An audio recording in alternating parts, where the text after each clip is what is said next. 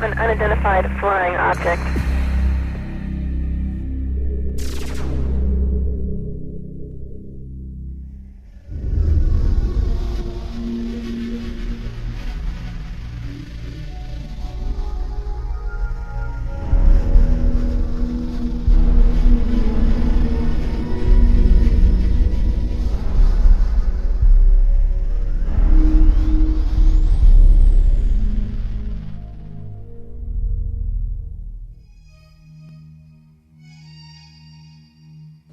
Good evening, my fellow Americans. The sighting over Washington yesterday has alarmed many of you. However, please, do not... We close? Yeah, we're close. 2001 was a real space odyssey for me. Instead of flying on a spaceship to the moon, Jupiter, or beyond the solar system, I met Dan Aykroyd for the first time to talk about UFOs. That's when I knew I had to sit him down in front of a camera and just let him talk about the truth.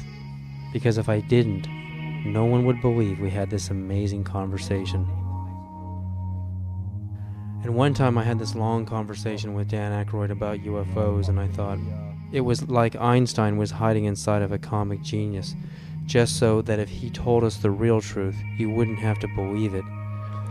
If Einstein had told us UFOs were real, would we have believed him? He never spoke about it. But Dan Aykroyd speaks about UFOs as if he were a full professor on the subject. So Dan, how did you get started in UFOs? What sparked your interest? What was the first thing that you can remember that happened to you that made you, ponder the question? Well, I was born in July 1952, and I guess about maybe when I was 8 years old, I found a magazine, a Life magazine, with a picture of the UFOs from that sighting on the cover, with a big inquiry. What are these UFOs? And so that kind of started it as a kid, and I asked my parents about it, and they actually couldn't tell me what they were because they didn't know. They knew there was some mystery there.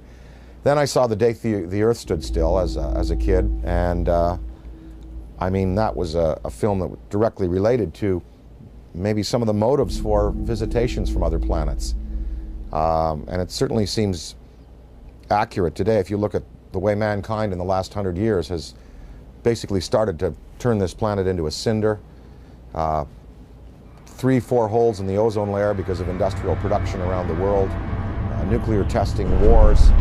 I'm just sure, just in theory, if there were another species in the universe monitoring us or near us, they would be very interested in what we're doing to this planet's atmosphere, and to possibly neighboring bodies. So there would be a concern there. And I think that in terms of the extraterrestrial machines that are coming and going, that may be a part of their motivation. We've just had a rash of sightings all over the planet, and we've got Iran and Turkey and Mexico. It seems like we're being invaded by UFOs. Let's talk first just about what's actually happening out there. Well, recently, the most dynamic sighting that we've seen, because it's corroborated by an actual government, is the sighting that took place over Mexico recently, where drug surveillance twin-engine turboprop plane was at altitude taking pictures of possible smuggling routes, and they photographed with their infrared cameras 11 unidentified objects.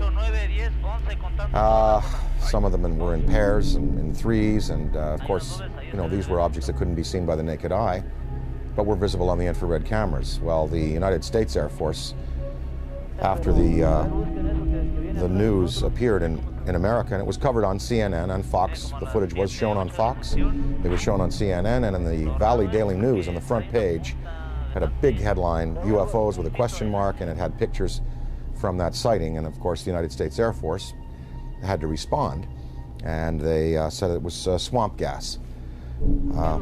So I don't know whether swamp gas is not visible to the naked eye and visible on infrared, whether it comes in multiple balls, whether swamp gas is capable of doing a complete circuit around an aircraft and then taking off at high speed and right angles into the sky. If it is, then maybe it was swamp gas. But somehow this seems to be a legitimate one, because the Mexican government decided we want to release this to the world. And this follows on the heels of the Belgian general who revealed some F-15 footage years ago of his Air Force planes chasing objects that were exceeding them in speed by twice again what his planes were going at. The French government, over the last couple of years, has released a comprehensive study on the UFOs. The Soviets have been, since the 1950s, engaged in numerous studies about landings, abductions, and the sightings. So we do have legitimate government inquiry going on. And in fact, as anyone in the field knows, the United States government for years has been covering this issue because they were compelled to cover it, because of Ken Arnold's sighting, because of the sighting over Washington in July '52, just after I was born, the famous shot of the V-shaped lights over the Capitol and over the Coast Guard station. So the government initiated originally, I believe it was, there were Project Sign, Project Grudge, the Condon Report, Project Blue Book, and then they engaged J. Allen Hynek.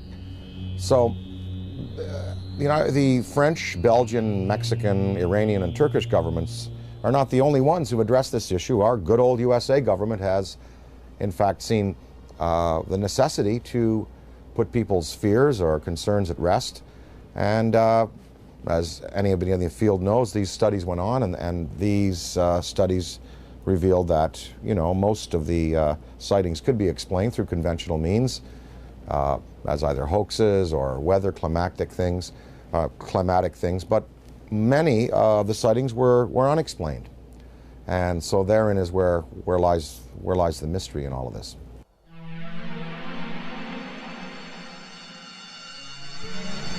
Dan, what do you think is the significance of UFO technology? I mean, obviously, these guys, the extraterrestrials, can come from one star system to another and visit Earth. I mean, recent headlines on CNN are talking about, and BBC, that we're going to run out of oil in 2026. We've got to get on to a better technology.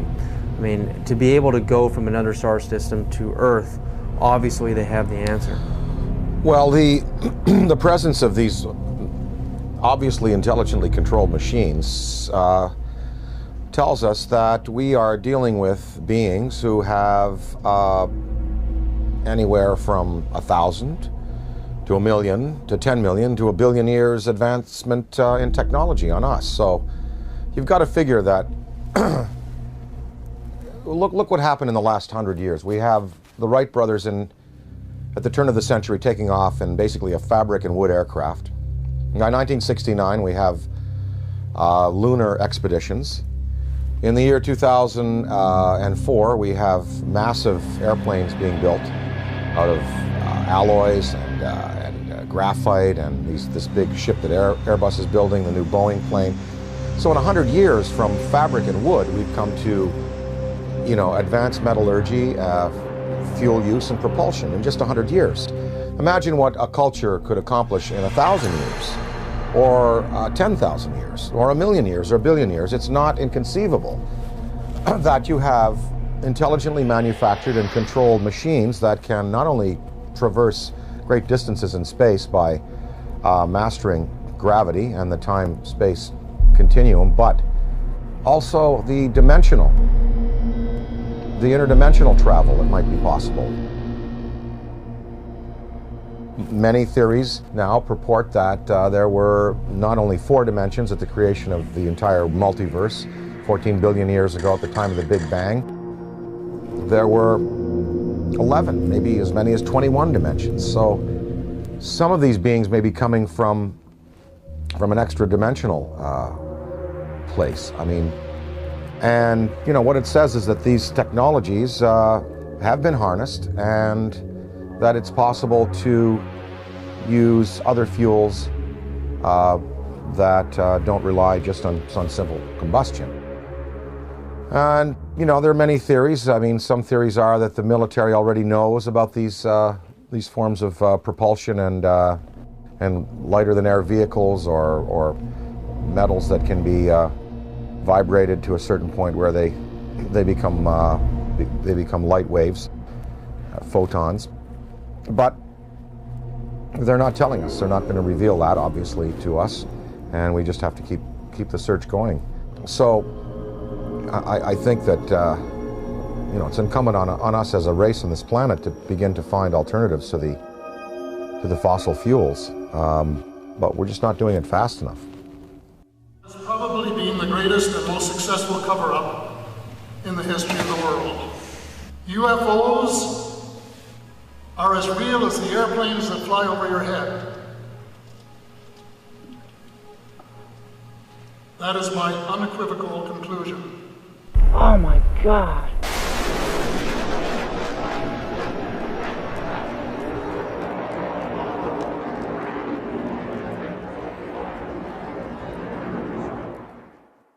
The Avro Arrow story, Dan, I mean, you appeared in a movie about the Avro Arrow story. Canada broke the sound barrier. Diefenbaker dismantles the whole aerospace program in Canada, and all the engineers are hired by NASA and Boeing down here, and we finally break the sound barrier. But in Canada today, we have another scientist, Canadian scientist John Hutchison, is using wave induction, using Van de Graaff and Tesla coils and radio. On a 75-pound cannonball, we can see this huge cannonball levitating in the air. I mean, Boeing, NASA, Lockheed, all of these defense contractors are going up into his lab in Canada and trying to understand how this thing works, because the next person or the next country that figures out true anti-gravity propulsion systems is going to be king of aerospace on this planet. The Hutchison effect incorporates radio frequencies, Tesla frequencies, and high electrostatic energy to create a type of levitation effect where it can move a 75-pound cannonball of steel or brass bushings, water, wood, and other objects into the air. Are we doing enough in our universities, in our research labs? Are we putting enough money into this kind of a research? And what risks are we willing to take if universities in Beijing and China and Russia, they're actually going into the UFO phenomenon in our universities? But here in America, mainstream science, mainstream physicists laugh at the UFO phenomena. I mean, what do you think about that? Budgets are tight all around the world, and as far as putting money into the study of alternative technologies, funding research by people like Hutchison, the money is just not there. I mean, if you look at NASA, NASA is getting chopped back because the funds that are flowing through government now are focused on the war in Iraq and other things. So we don't even have the money to keep up conventional space exploration, development of metallurgy, fuels, ion drive systems. So I don't see any government in the next 10, 20, 30, 40, 50 years really putting the money into the kind of research that's needed to develop these alternative systems and to perhaps study what is driving these intelligent machines from somewhere else. Now, of course, that's on the visible side of things. We're hearing a lot about these special access programs where congressional money is approved by a very narrow slice of the membership in the legislature and given to the military to do basically carte blanche what they want with. So there could be a black military program that is producing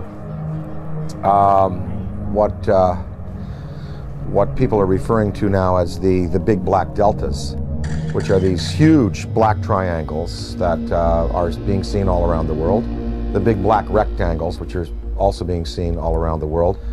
So maybe they look a little like this. The F-117, they look a little like the B-2 bomber. Maybe these are special access programs that have been applied to alternative technology and energy and are really practically at work today. But I don't see them revealing, the sources of these programs nor their applications right now. Okay, I worked in the U.S. space program for 36 years, I was a contractor employee, first working for McDonnell Douglas and then ending up working for Boeing after McDonnell Douglas was purchased by Boeing. I started at the end of the Mercury program and then worked the whole Gemini program. And during Gemini, I was responsible for the design of the equipment for the life support system. And so I had a distinct interest in keeping astronauts alive and having successful equipment. During the program, when we were flying the Gemini spacecraft, my interest in UFOs became very real. It became real because, first of all, Gemini 2, which was unmanned, it was rumored and talked about among our researchers that 2 UFOs had followed Gemini 2. And then Gemini 2 was, of course, recovered later. And I didn't think too much about that except, yeah, that's kind of funny. Very interesting stuff. And then when Gemini 4 flew, and its 4-day mission, 66 orbits, with James McDivitt and Ed White, about halfway through the mission, McDivitt said he has something up here with him.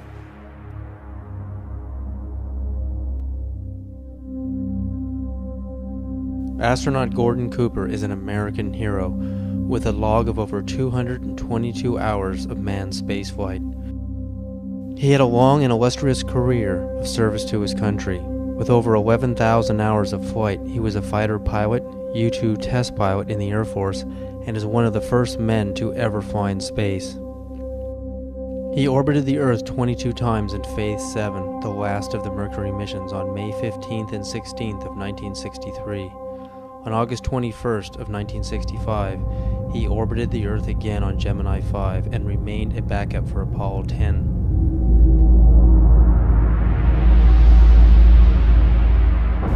Well, I've had some occasions to know some of the people who were involved in Roswell at one stage or the other. I think there's been an awful lot of untruths put out on Roswell and an awful lot of conjecture. I think there have been some truths in it. I think definitely there was something other than weather balloon there.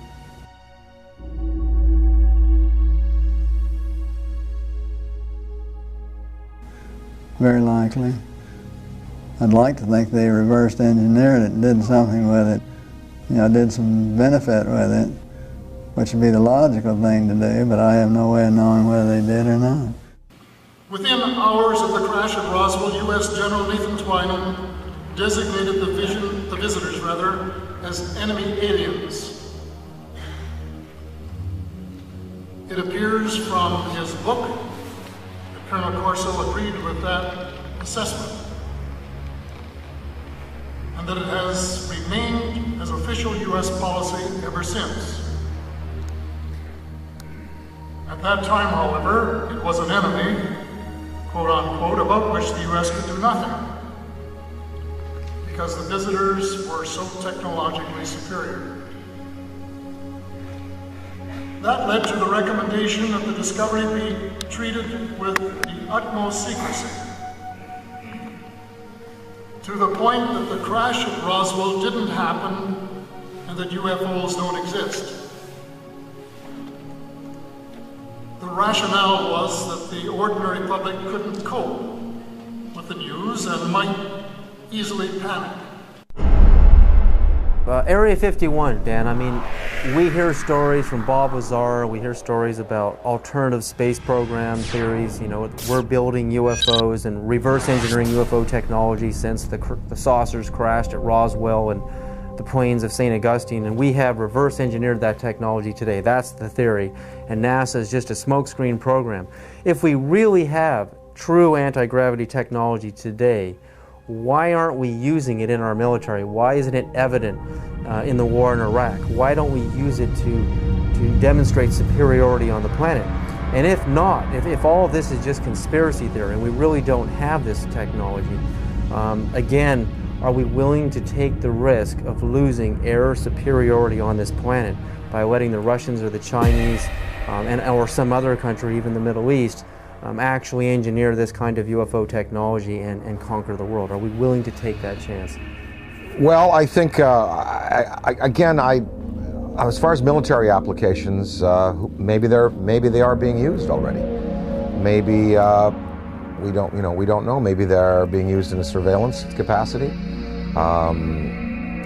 As far as weapons that could be associated with such vehicles, one would have to think that if the propulsion system is as sophisticated as it would need to be to have these vehicles just hover, stop, noiselessly take off at right angles, do 3 to 5 to 6 to 20,000 miles an hour, one would think that the military application would then take the form of, rather than rockets and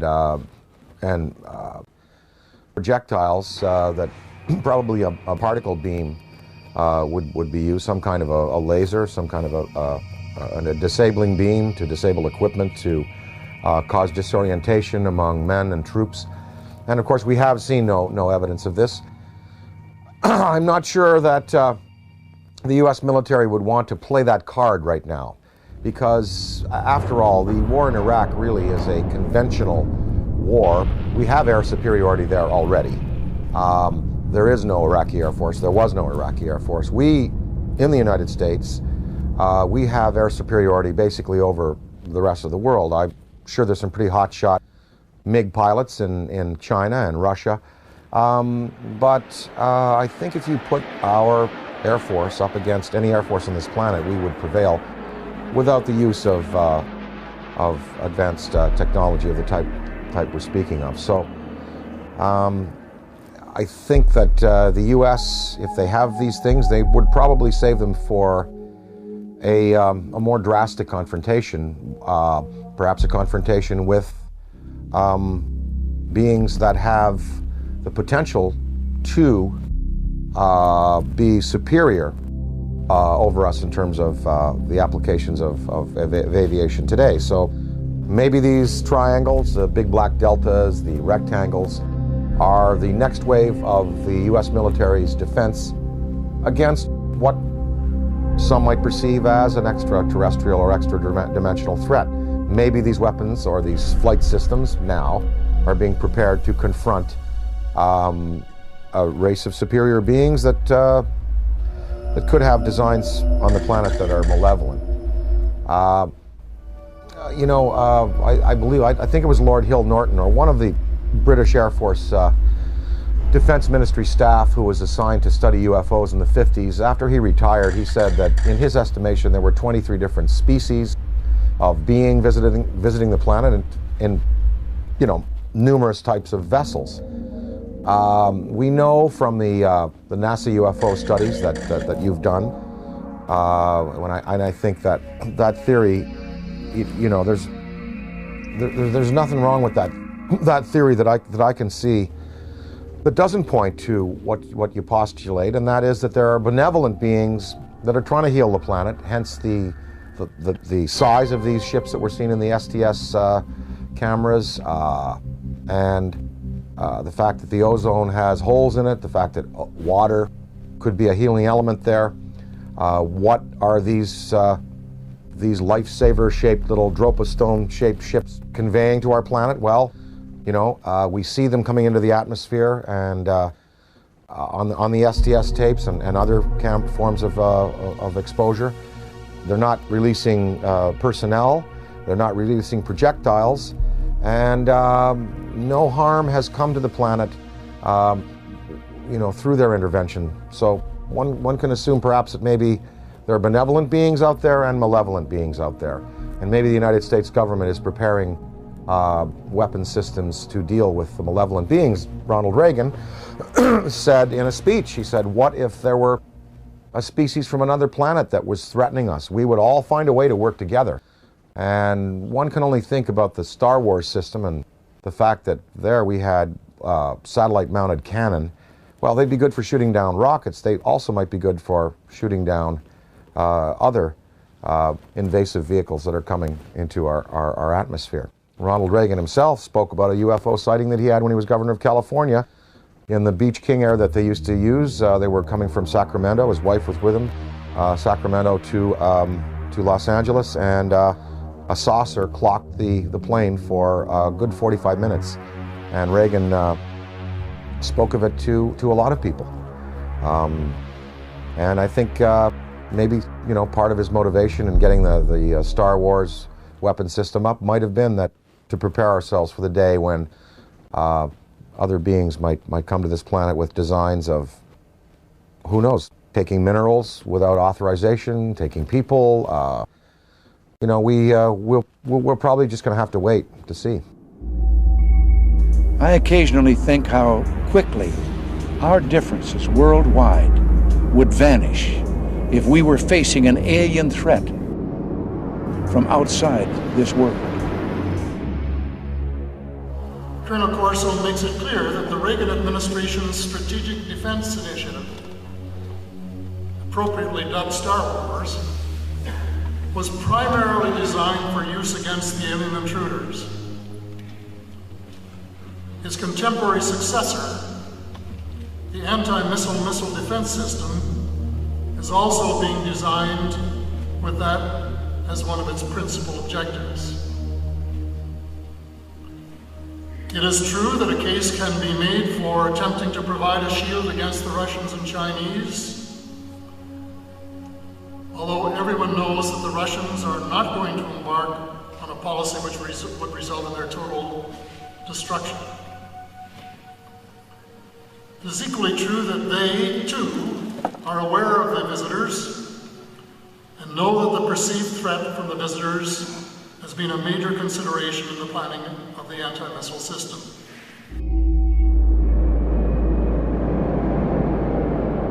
And the incident in question, as at least from my perspective, almost ignited a nuclear war, and that was 5 unidentified objects were picked up on radar coming in over the Pacific Northwest, Northern California, Southern Washington, Oregon area.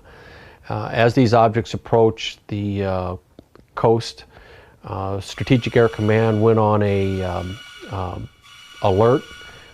We were in a defense condition, or what is referred to as a DEFCON, Defense Condition 3, which means that the nuclear forces were ready, but they weren't on a ready stated alert. We elevated that to Defense Condition 4. Defense Condition 5 is launch. When we went on our alert, the Russians were also monitoring our nuclear armed forces as we were theirs. And so they knew that our bombers had gone to fail-safe. They knew that the launch codes had been given. They also knew that the hatches on the ICBM missiles had been removed and that we were getting ready to do a launch. I know that Nixon, President Richard Milhouse Nixon, picked up the phone and called the Kremlin. The White House notified the Kremlin that these objects were not, and I repeat, not a preemptive launch by us, that they too, the Russians, had been tracking these objects as they came in over the Bering Sea.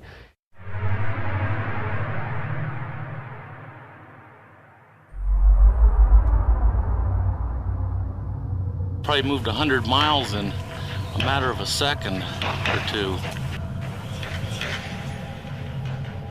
When we look at alien abduction, I mean, the idea of a human being being taken and having an implant inserted into their body, I often think of how biologists, how we tag whales. You know, we put a chip on a whale and we can track them via satellite, and also how, you know, we go into a frog's pond and we pull out the frog and we spread it out on the table. Remember in biology class we used to do this, and, you know, stick the little needles in his legs and cut him open. I mean, that's how we look at another life form in another world.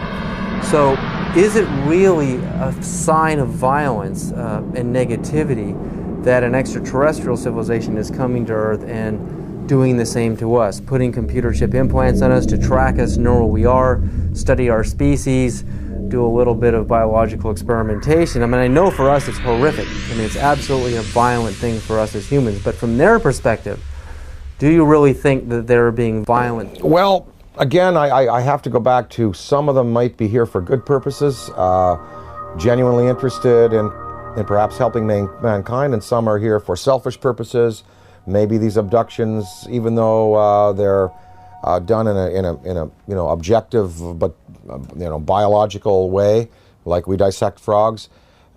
Maybe they're doing it, you know, just for fun and for sport. I mean, I don't know. I think probably that that the fear could be justified in some senses. Anne Druffel has written this book about how to prevent being abducted.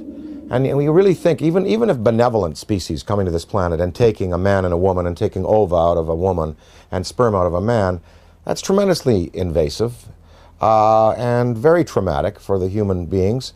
So even if the motives are good, you know, these actions are as violent as anyone we're capable of on the planet.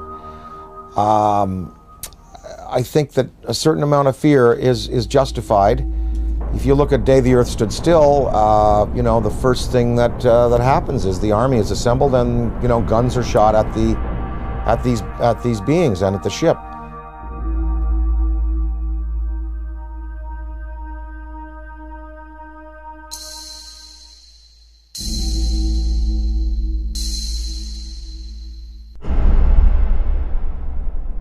I addressed the question to Dick Cheney because I say the most important question to put to any high-ranking official is not what do you think about UFOs or have you seen one. The most important question is, have you ever been briefed on the subject? Did someone walk in your office and tell you what's going on? Because if someone walks into the president's office or some high-ranking official and briefs him on the subject of UFOs, it is for real. It's not imaginary, as the government has been saying for 60 years. So I asked Mr. Cheney, this is 3 months after he became the vice president, I asked him on the air, and this is still on Diane Ream's archives, Mr. Cheney, in all your jobs in government, have you ever been briefed on the subject of UFOs? And if so, when was it and what were you told?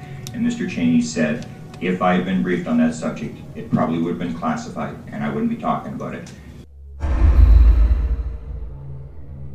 January 22nd, 1997, I noticed 3 amber orbs now at a distance far west on the horizon. And I'm thinking, wait a minute, even though they're in a line formation, they were amber, they were in a formation, they were hovering for minutes. And as I'm pointing like this, they reappear in the same spot. And I thought, I have to get a picture of this. And I ran upstairs, I grabbed my 35mm, get out onto the balcony. As I'm ready to shoot the 3 bottom orbs, suddenly 6 amber orbs in a row, totally equidistant from each other, massive span across, pop up. On March 13, 1997, over 10,000 Arizona residents witnessed the single most spectacular UFO sighting in the 20th century.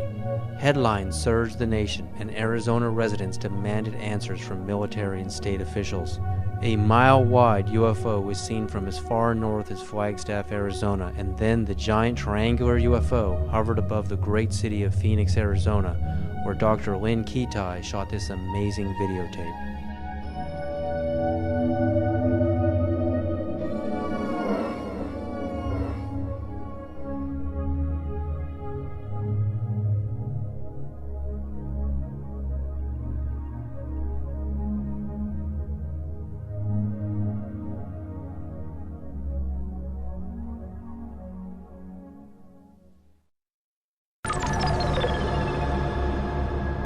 When we go out into space and we're exploring the cosmos out there and we're looking for signs of extraterrestrial life, what kind of a communication are we going to send out? I mean, if Dan Aykroyd was the ambassador, if you were the ambassador for Earth, what message would you teletype to ET? If I were to speak for mankind to these beings that were coming here, I guess what I would say is, you know, let's go to some neutral place. Let's have a meeting with scientists from all around the world leaders. Let's sit down and basically have a sort of a forum with you, the extraterrestrial or extra-dimensional beings. Let's sit down and kind of get to know each other. And, you know, human instinct is pretty good, and I think you know, it would almost like be a sort of a G8 style kind of summit with world leaders, scientific leaders, and these beings, and you'd sit down with them, and you know, after about a week or even a couple of days or maybe a few hours, you would really sort of get a sense of what they're up to. But of course, you know, childhood's end, Arthur C. Clarke's great story. It looked like these beings were benevolent, even though they had a malevolent appearance. And in the end, we find out that they meant no good for our planet. So I think it's important that some branches of the military and police be briefed on these in a very real sense, and be told, you know, they are real, people are being abducted, there is mind control in play here, and that we do have to be vigilant. Now, if we knew that there was a purely benevolent race, like if something happened in Iraq where all of the electronics went out in the American military and all of the insurgents' rifles jammed, or we saw all of the polluted waters in North Carolina from the pig farming completely healed overnight, and different signs like this, then we would know we're dealing with a benevolent species, and then we could really be open and welcome. But then again, we would have to be cautious, because beings with that much power could give the impression that they're here to help when really they're not. So the verdict is out on all this. We just don't know which ones are benevolent, which ones are malevolent, and the degree to which they're going to continue interacting with our planet. But what would really help is if the United States military and police and government open it up to their staffs and say, look, this is something we really do have to consider, because, you know, maybe the defense, the survival of our species could well be at stake. If you look at the history, you know, from, say, Ken Arnold's first sighting in '47, going back to the Bible, Ezekiel's wheel, going back to the medieval manifestations of little saucers and UFOs, that painting of the Madonna that's very famous, in which it appears, up to now, there have been no mass murders by these beings. There's been no mass destruction of cities, but hundreds of thousands of people have been taken out of their lives, subjected to surgical experimentation, released back into the population, and are suffering trauma today for it. That is not good.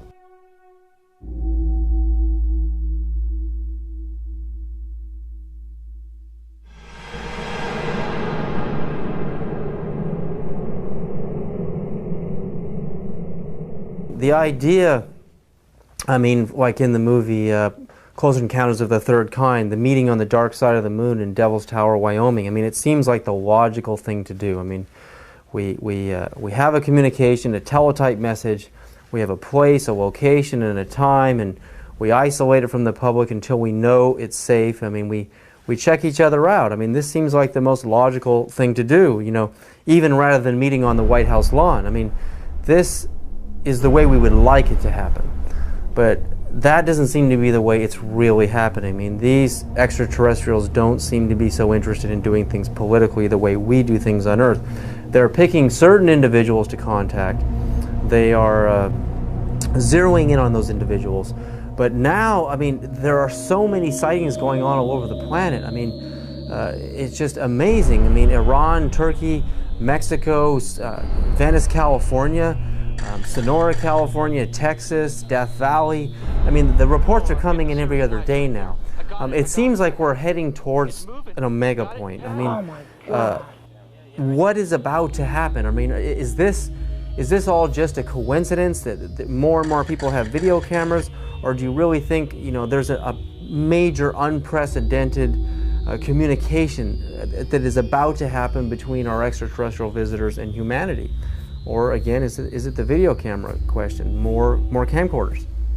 There are definitely more video cameras out there, and definitely more sightings, and definitely more credible witnesses. You know, the biggest thing in ufology in the 60s was Herb Shermer, the Nebraska Highway Patrolman, who was at the Ashland Oil tank farm out there in Nebraska, and he writes in his diary, you know, saw flying saucer, and then under hypnosis, turned out that he was taken aboard and informed of their intentions. Barney and Betty Hill. I mean, these were the key cases. Shermer, Barney and Betty Hill, the Pascagoula incident, Travis Walton. Now there are hundreds of cases like this, and I think that because it's in the consciousness, because we have, you know, a poll saying basically half of the world believes and half doesn't.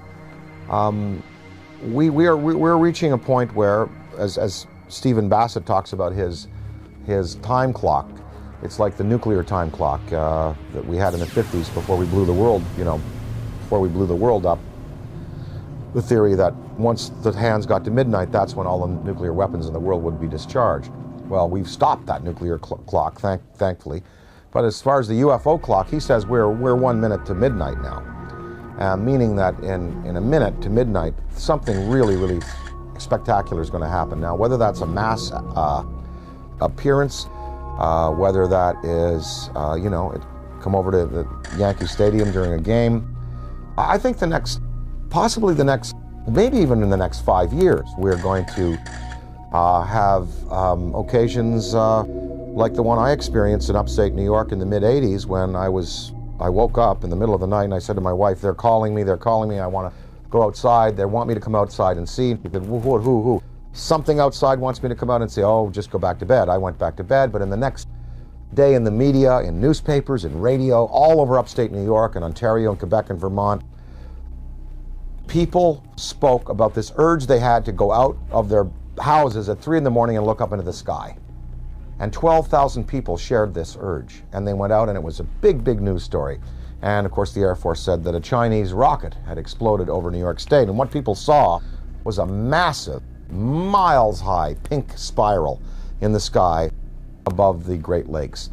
In Hull, Quebec, Canada, a few years afterwards, there was a story of several hundred people, almost 1,000 people in this community, Gatineau, north of Hull, Quebec, Canada, in the Quebec province, sharing this urge to come outside and look up into the sky, and they also saw an apparition. So there are going to be more of these mass sightings. And, you know, the day that 1 million people in Idaho at a rock concert or something see it, that is when you're going to really get the conventional military and police sitting down to say, well, it's time to throw the Brookings Institution report out and lay it open to the people and let the people decide, you know, what must be done in conference with our state leaders.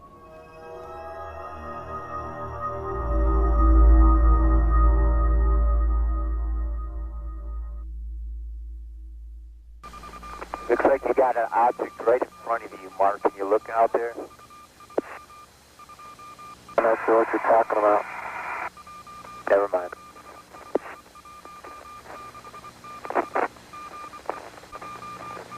Are we missing something? I don't see anything. Yeah, we think the camera filter came off, Mark. It's about your 10 o'clock, 11 o'clock going away. Don't worry about it.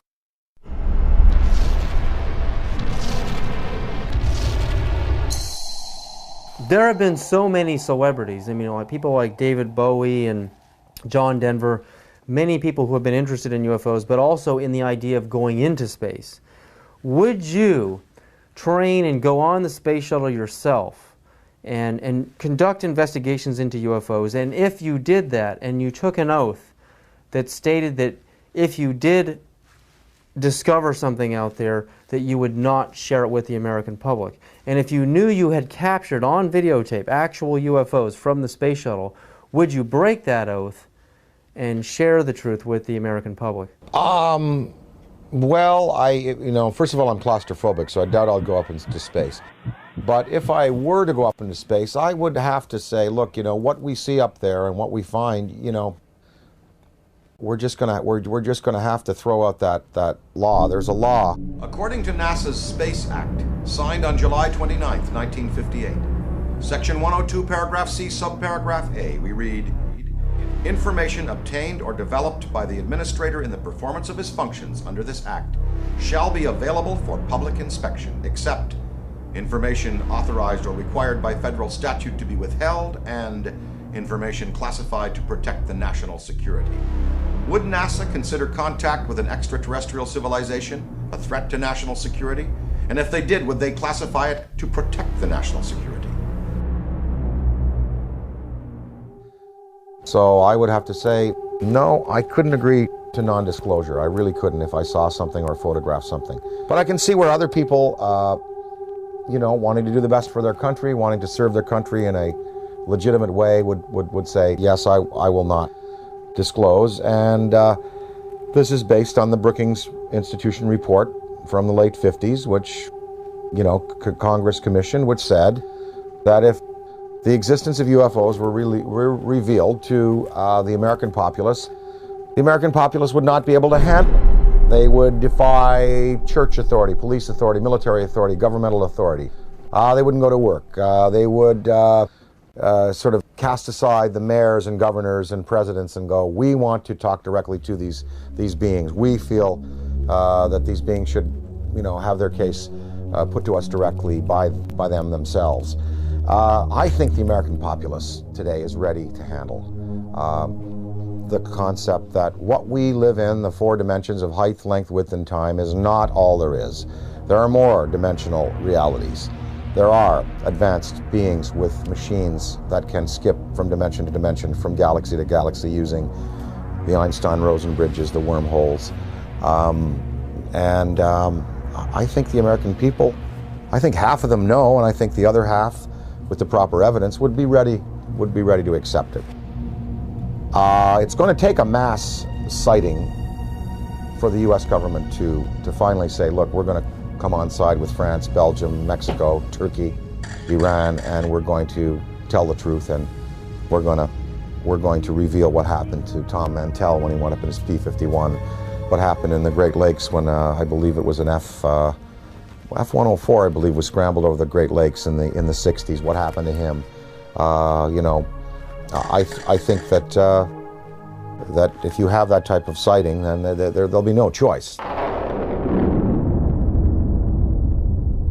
Interdimensional travel. I mean, not just traveling through our dimension, but going into alternate dimensions, Dan. Would you, and if you could, a spaceship arrives in your yard, and you've got the barbecue out, and there's the steak on the grill, and they want you right now to come with them and go into another dimension, and to move forward and backwards on the timeline, to go forward in time and backward in time. If you could move forward and backward in time, are there any events in human history that you would interfere with, that you would change to alter the destiny and the course of humanity? Well, I wouldn't want to go back in time and change anything, because that would be a tampering that I wouldn't serve mankind well. Although there are many horrors, of course. Wouldn't you have loved to have caught Hitler as a 15-year-old and have him drown in a river? Because then we could have solved the Holocaust problem, and then World War II may not have, well, look, there were 2 guys. There was Otto Dinkel. You ever heard of him? Well, he was an orator hired by the German army, just like Hitler was, to speak. If Hitler died, maybe Otto Dinkel would have been the guy that would have gone on with this rabid anti-Semitism and wiped out 9 million people. Of course, one thinks of those things, but you don't want to go back in time and play with events, because where we've come to today and the improvements we've made in human rights and in regarding ourselves as sacred, they've come because of the bad things that have happened. Now, if I went into the future, I would want to see where this planet is 300 years from now. Did we make it? Did we make it? That's what I would like to know. I mean that from my knowledge of the world that I see around me, I think that it is much more likely that the reports of flying saucers are the result of the known irrational characteristics of terrestrial intelligence rather than the unknown rational efforts of extraterrestrial intelligence.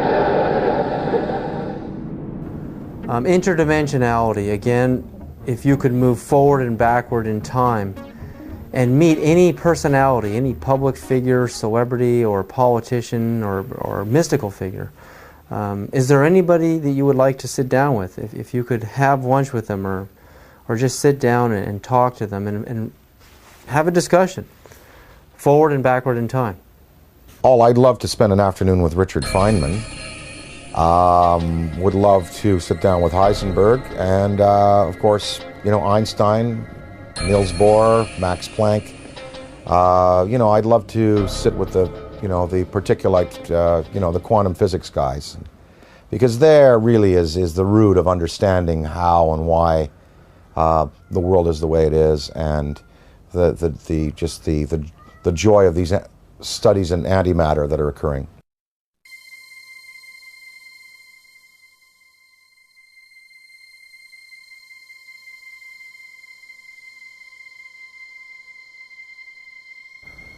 Everyone you picked is a physicist, a scientist, and I often think about how spirituality and science are merging, how they're kind of coming together. I mean, what ancient civilizations thought of as a universe was really the Earth and the Sun and a few planets.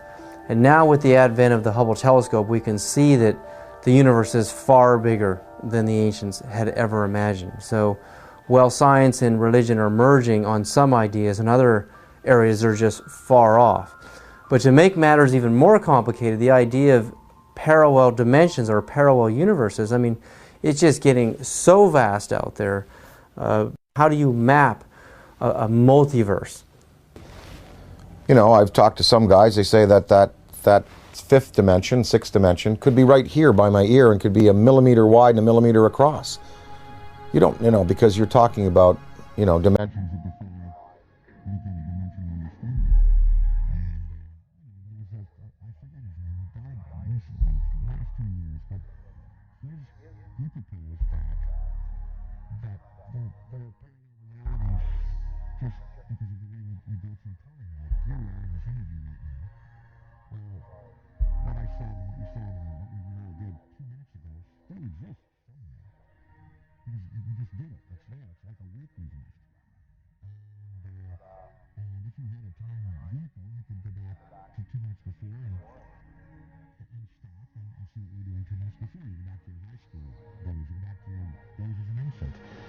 Still existing alongside what we're progressing through. You know, it's all a beautiful, beautiful mystery. I am here because I am a writer, a performer. I find it entertaining. I'm not a scientist. You know, and I'm not a theosopher or philosopher. And you know, I am just here because it is enormously, enormously entertaining. And mysteries like this are challenging, and it's really, really fun to contemplate that you know, there may be beings out there who are concerned about our planet and who may give us the opportunity to advance ourselves. It's really fun to contemplate.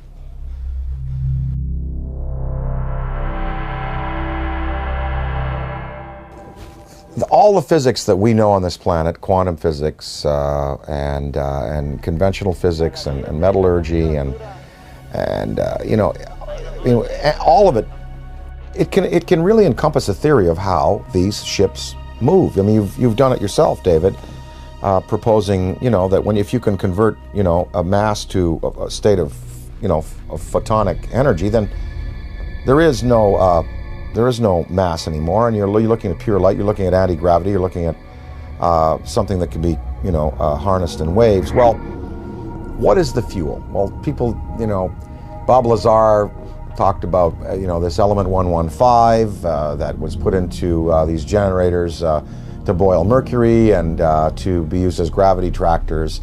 Maybe that's it. I don't know. I mean, they must be using a fuel that's unavailable to us. Does it give off radioactive waste?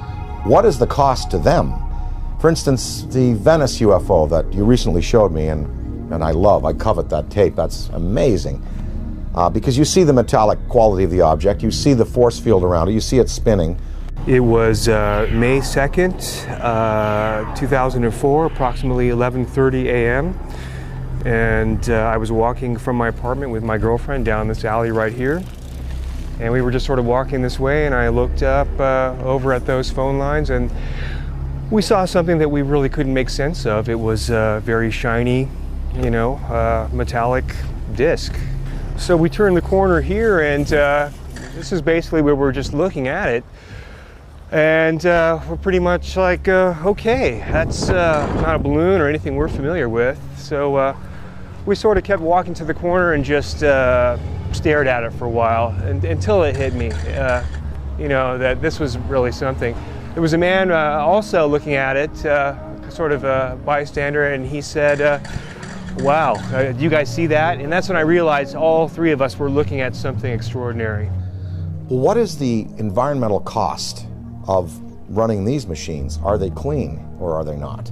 Is there some, wherever, you know, they came from, is there some place they have to go back to after their journeys are finished to dump whatever they've used up in terms of fuel, like we would a bad fuel rod in a reactor?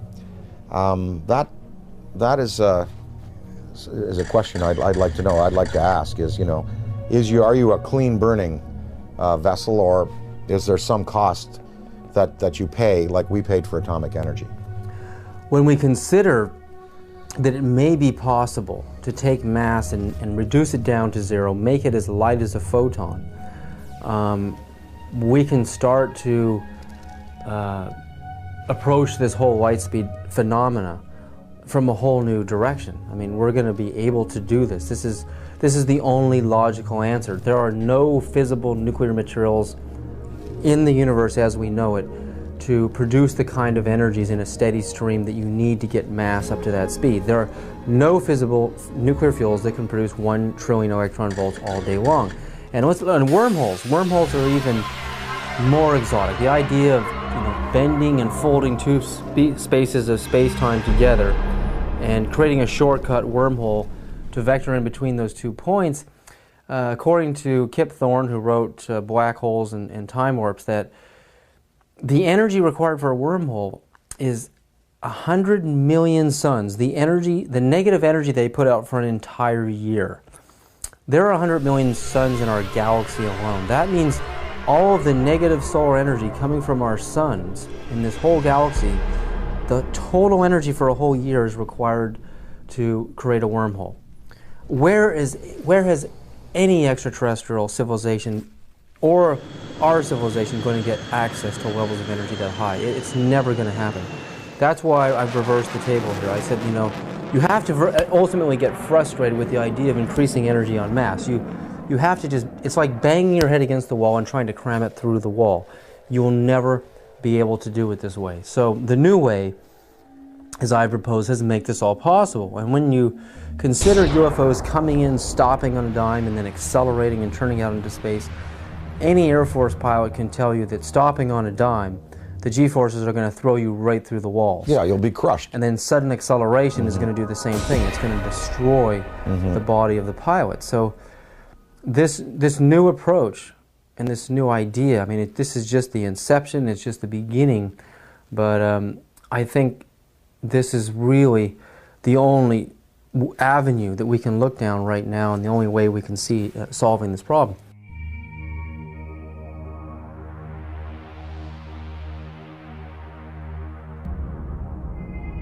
While Gordon Cooper was an Air Force pilot stationed in Munich, Germany in 1951 in the 86th Fighter Bomber Group, where he flew F-84s and F-86s, Cooper testifies to having chased disc-shaped UFOs that outmaneuvered the most advanced fighter jets of our time.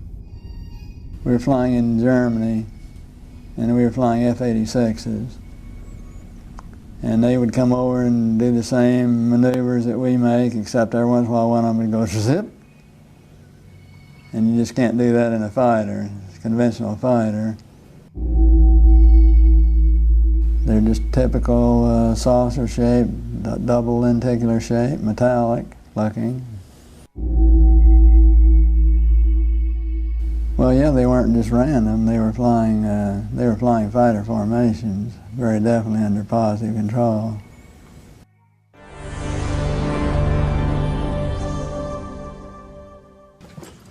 I'm here to announce that the second annual Exopolitics Expo, X-Conference 2005, was concluded on Sunday, April 24th.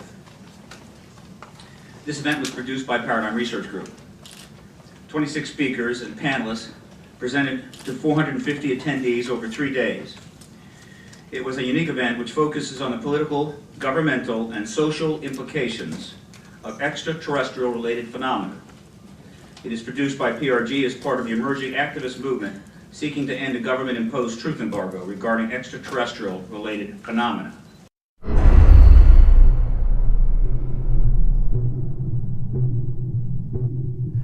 Do you believe, and describe, do you believe that your show was shut down for national security reasons? And tell us a little bit about what happened with the show out there. Well, what happened, we sold the show to Sci-Fi Channel, and it was called Out There, and I basically interviewed all of the people that I admired in various fields of study, like Colin Andrews from the Crop Circle movement, Linda Moulton Howe, the expert on cattle mutilations, John Mack. And let me just put a pin in things right there, because John Mack has taken the study of abductions, UFOs, right out through the other side, and he's going, yes, we know they're here, we know they're coming, we know people have been taken, we know there's experimentation going on, we know people have been told about agendas. What we now have to do is use that as a key and as a motivation to socially transform this planet to a more peaceful, more loving, more tolerant state. So his movement, the movement for social change, has just accepts as a fact abductions, UFOs, interplanetary intervention, and what he's doing is taking it out through the positive side of it and saying, now we must use it to socially transform, and I think his message is great. But I talked to him, I talked to the Allagash guys who were taken in the canoe on that trip in Pennsylvania. The last show we did, I had both Bassett, who has the UFO time clock, and then Greer. Both Bassett and Greer were there. They were my two guests for the day. Well, the show was canceled that afternoon. And I was outside, before I knew it was canceled, in between the interviews. And I was outside, and Britney Spears called me because she wanted me to appear on Saturday Night Live with her. And so I was outside having a cigarette, the phone rang. Oh, Brittany, how you doing? Oh, sure, of course I will. I turned away like this. I turned back, and there was a black Ford across the road, a black Ford sedan. And I was trying to look at the plate, and the plate seemed kind of like fuzzy, and I was, definitely a police car. And two guys were there, and a big, big, tall guy got out of the back seat, and he stood in the street on 42nd Street it was. We were at 42nd Street and 8th Avenue, and he looked right at me. And literally, I was on the phone. Hey, oh, sure, of course I'd love the show. Saw the Ford, went back like this, turned back like a half second later, and it was gone. And that car did not go past me. It did not make a U-turn, because I would have seen 42nd Street. I would have seen that thing take a U-turn and go away. That car vanished. That car was a cloaked vehicle of some type. And whether this was like a warning to me, because the guy got out of the back seat, gave me a real dirty look. That car vanished. I know what I saw. And it was just this fast. It was, oh, hi, Brittany, sure. Oh, of course, I'd love to. Guy gives me a dirty look. Oh, well, sure. Car gone. That's what happened. And then 2 hours later, we were told we were not to continue taping, and the show was canceled, and none of them would air. I don't know. I don't know. Was that an MIB experience? Black helicopters, military abductions that happen. Sometimes people are taken and they talk about then being visited by military personnel and debriefed about their abduction. Was it a technology associated with some of these beings that are visiting that wanted to warn me off, or that wanted to give me verification that I was on the right track? I don't know, but I do know I did turn back a second later, and it takes so long for an automobile accelerating from 0 to 40 miles an hour to reach the corner of 8th Avenue and 42nd Street going past me, and then pulling a U-turn and going out towards Times Square. I would have seen that car. And I looked around. I was looking for that then. It was gone. So, I don't know. The tapes exist. I have them. We're going to try to repackage them. We might put them out on DVD.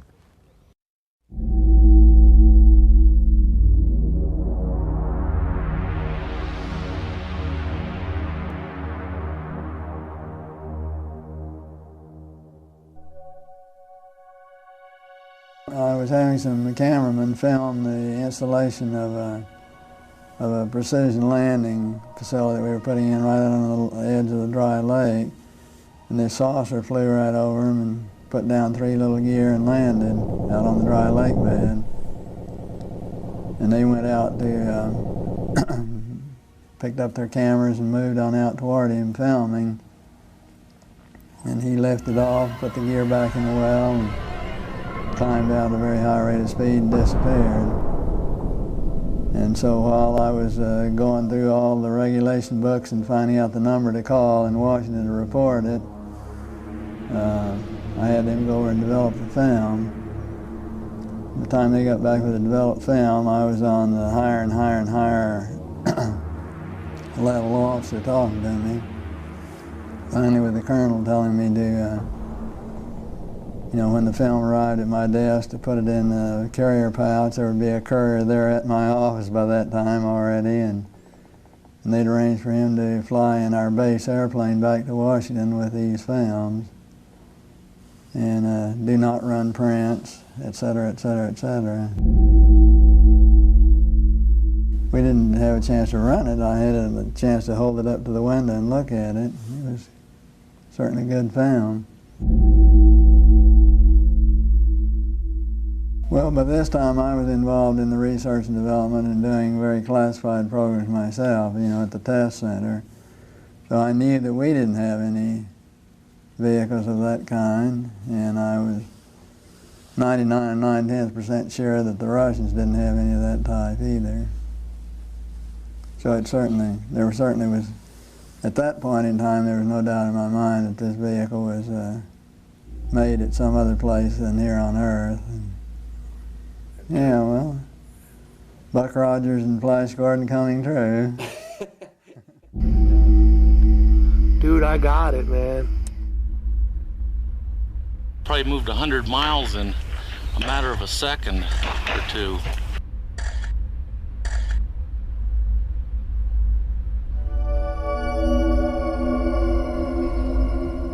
In July of 2002, right here in the Washington, D.C. area, there was yet again a airspace jet chase by 2 F-16 jet interceptors, which were chasing a bluish object right outside D.C. In fact, we have one of the key eyewitnesses here in this room today. This received some play in the Washington Post and a little bit of mainstream media, then of course fell into the black hole of the media, never to be discussed again. What were these objects that were able to outperform F-16 interceptors in a post-9/11 America? What is going on? And what are the consequences, or the potential consequences, in the event that we should shoot down a few of them? A related question that I have been asking myself is, to what extent are they really an enemy? What crimes have they committed against humanity? They have certainly upset the military by flying over their most secret installations, by shadowing their planes, by buzzing their astronauts. The Army shot 1,430 rounds of anti-aircraft fire at the UFO between 3:12 and 4:15 a.m. Army Chief of Staff General George C. Marshall wrote a top-secret memo to President Franklin D. Roosevelt that the U.S. Navy recovered an unidentified craft off the coast of California.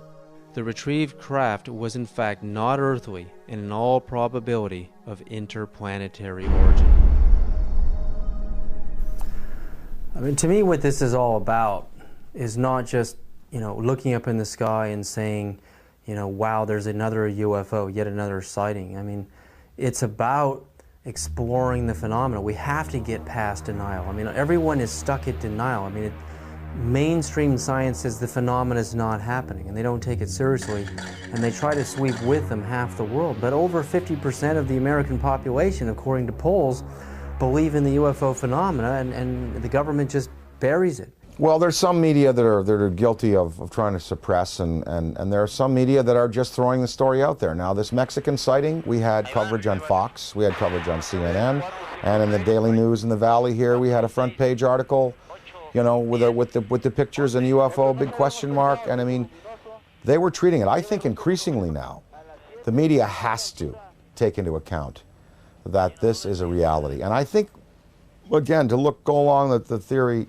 and the feeling that John Mack has, we you know, let's get past the debate whether they're here or not.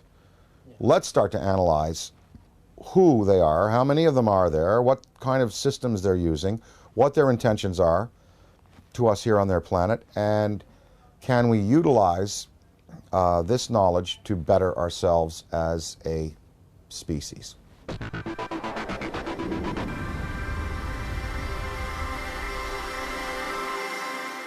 With the advent of the Hubble telescope, I mean, when you see how big it really is out there, and the idea that we're stuck on this myopic little ball, we're just glued to it, we can't get our eyes off of it. It's more of a mystery now than it ever has been.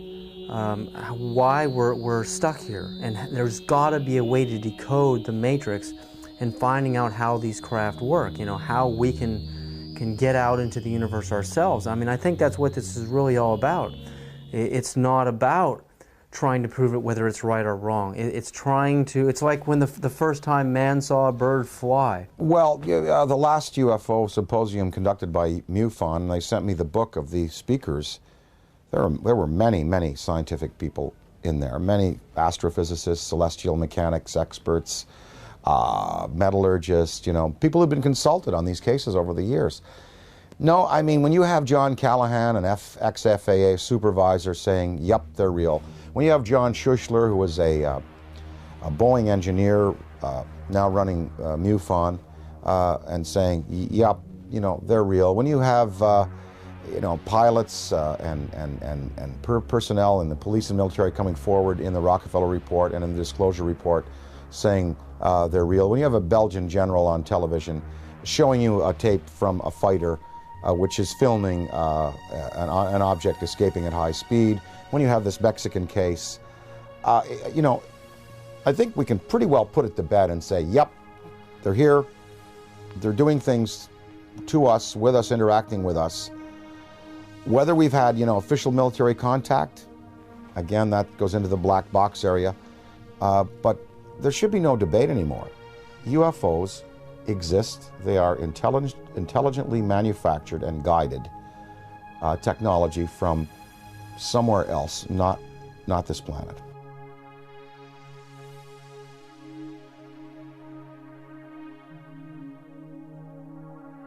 While human beings can only see from red to violet wavelengths of light, the infrared and ultraviolet spectrums are invisible to humans. I quickly learned that NASA uses special video cameras that are capable of seeing into these invisible spectra. The tether has broken and is going away from us. Get it on the TV, Claude. Please get it on the TV. After the 12-mile-long tether snaps, several days later on an orbital pass, the cameras find something that should not be there. In the NASA STS-75 tether incident of March 1996, we find NASA using ultraviolet light-sensitive video cameras. This is where some of the largest UFOs ever caught on videotape have been captured. Huge dish-shaped luminous UFOs swarm the tether. We know the tether is 77 to 100 miles away from the cameras on the shuttle. The UFOs pass behind the 12-mile-long tether, so we can therefore use the 12-mile length of the tether to measure their minimum diameters. Some measure between 1 and 3 miles wide, making them literally motherships. In Project Blue Book files, UFOs with these same features have been reported several times as shiny metallic discs with dark centers. Specifically, in the invisible infrared, Trevor James Constable, a retired World War II radar operator from New Zealand, has photographed many UFOs with the same features, translucent discs of light with dark centers.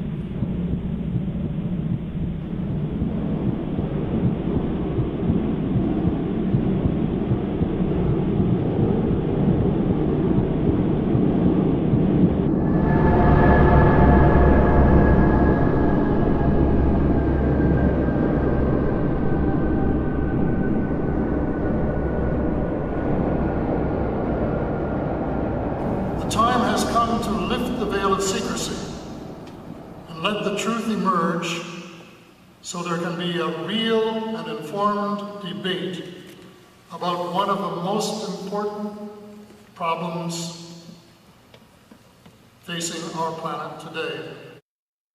So how do people respond to Dan Aykroyd when he talks to them on a personal level about UFOs? You know what? It's interesting. When I talk to people, well, first of all, people ask me about it. They come to me and they say, oh, well, you know, we saw an interview, we heard an interview, they heard the thing on Art Bell that we did. They come to me and ask me about it. So it's not like I have to go out there and crusade and say, hey, did you hear about the latest Mexican case? They've seen CNN, they've seen Fox, they've seen the Daily News. They come to me and ask me about it, and I basically lay out, you know, my thoughts on it. I'd say half the people that I speak to about this have either seen themselves, heard about it from a credible witness, or are willing to accept. The other half, totally not. Harold Ramis, my good friend and collaborator, does not believe, will not accept until, you know, hard proof is presented to him in the form of, you know, something tangible.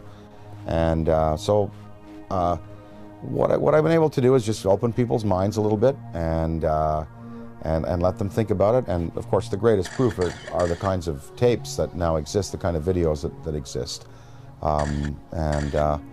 Usually, when I show some tape of some different things that have been exposed to me, well, it's pretty convincing. And then at that point, people have to go away and accept that, you know, that these things are a part of our reality.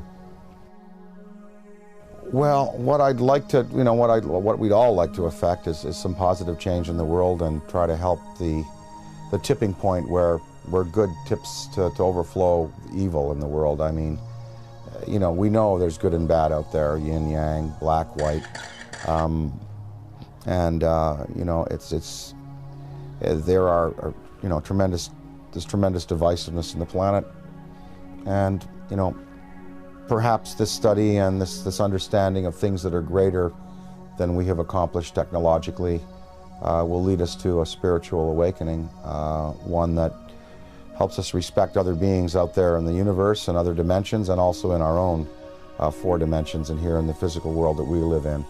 The sacredness of human life, the willingness to get along a little better, to relinquish materialism and territoriality in favor of a more comprehensive worldview in which we unite and we all feel the energy within us as part of a universal light.